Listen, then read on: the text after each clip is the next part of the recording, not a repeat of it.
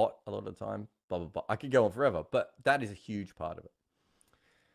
James says, does Cricket South Africa's refusal to recognise pre-1991 players represent the views of the majority of South African cricket fans? And if not, will Cricket South Africa ever eventually come around? Do you know what? I know there are people who are annoyed about it. I don't know if it is one of those things that annoys everyone. I think anyone who likes history is probably annoyed by it, even if it doesn't matter what side of the argument you're on, right?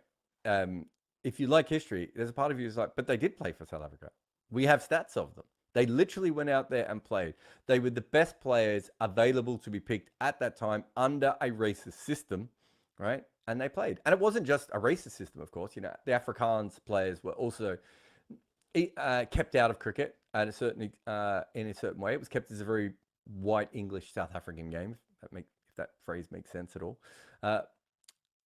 And my big theory with it has always been you can't erase your history. You have to own it. And the first South African players were, I should know who's in that first team, but, you know, Jimmy Sinclair and those sorts of guys, they went out there against much better England teams and gave everything they had, right?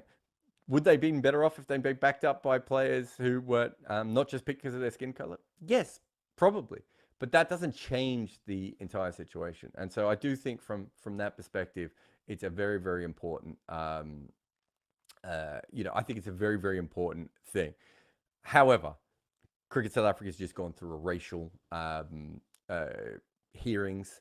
There's obviously so many other issues there. This is the sort of thing that the only reason I would never fight for it or, you know, make a huge deal about it consistently is just because, like, they have bigger things to worry about and it's not the end of the world. But I think it's unfair for the players who went out there.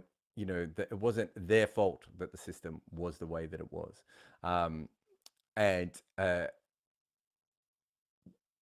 They still had to go and face fast bowling. They still had to spin the ball both ways. They still had to do all the things that cricketers have to do, put their body on the line. And they did it for their country. Was it a broken country at the time? Yes. But if you go through the history of cricket, right, all the way through, you will find that a lot of cricket nations have not picked players from certain regions, have not picked players because of their class, have not picked players because of their race, have not picked players. I mean, women's cricket, right? You've got women South African cricketers who played before 1991 were already struggling, right, to get any recognition in their own country as cricket, and now they're being told that they don't exist. That if you played for a women's game for South Africa before 1991, it doesn't exist. It doesn't sit right to me, to individual people. And also, I just don't like the idea that you don't like your history, so that's not your history. Of course it's your history. The colonization, the apartheid was their history. So as much as the history before that was their history as well.